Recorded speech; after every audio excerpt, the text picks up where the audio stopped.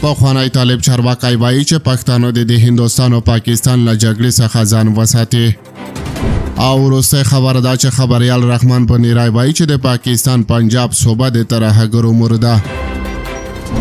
سلامونه ستړي مشئ، وخت مو په خیر. پام وکړئ د یاران ټي وي یوټیوب چینل څخه د نن ورځې دوه تازه او مهمو خبرونو ته.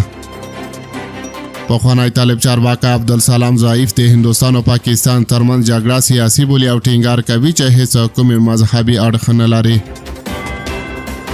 ضعیف ټینګار کړی چې پنجاب به هڅه وکړي چې پښتانه د جهاد په نامه د هندوستان پر وړاندې جګړې ته وهڅوي، خو ویلي دي چې پښتانه د لا دغې لوبې ځان وساتي.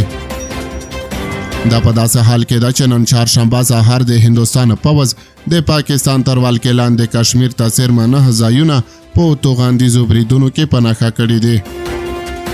د پهلګام له پیښې وروسته یو شمېر پاکستاني رسنۍ تورنې شوي دي چې پښتانه یو ځل بیا د هند پر وړاندې جګړې او مقاومت ته هڅوي، خو په خیبر پښتونخوا کې د یو شمېر سیاسي ګوندونو مشرانو ټینګار وکړ چې د جګړې ټیکه یوازې پښتنو نه ده اخیستې.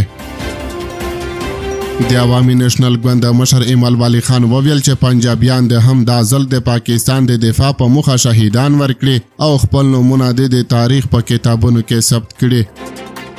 د یادونې وړ ده چې پر پاکستان د هندوستان بریدونو کې تر دې مهاله د 19 کسانو د وژل کېدو او 38 نورو د ټپي کېدو خبر ورکړل شوی دی. په یو بل خبر کې اورئ چې خبریال رحمان بني رای وایي چې د پاکستان پنجاب صوبه د ترهګرو مرده.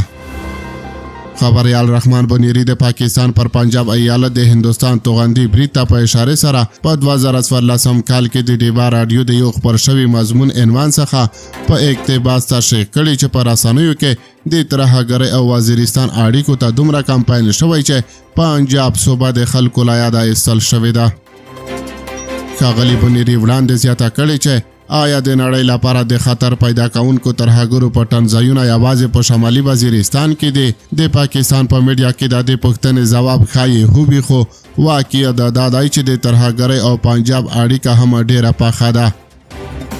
نوموړی زیاتوي لا شک پرته طالب مشران به په وزیرستان کې ظاهرا په پټه ژوند کوي او هلته روزن ځایونه دي. وزیرستان کې د دغو اډو په اړه دومره تبلیغ شوی چې د ترهګرۍ اصلي زیرمه له هر چا له یاده وتلې ده.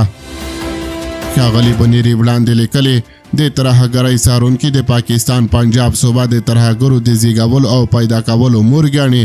د پاکستان ډیلی ټایمز وتلي کالم لیکونکي یو وخت لیکلي وو القاعده خپل نوي بچي په پنجاب کې زیږوي، مغزه په پینډۍ، زړه په مردګي او لاس او پښې په پاتې پاکستان کې خوره دي.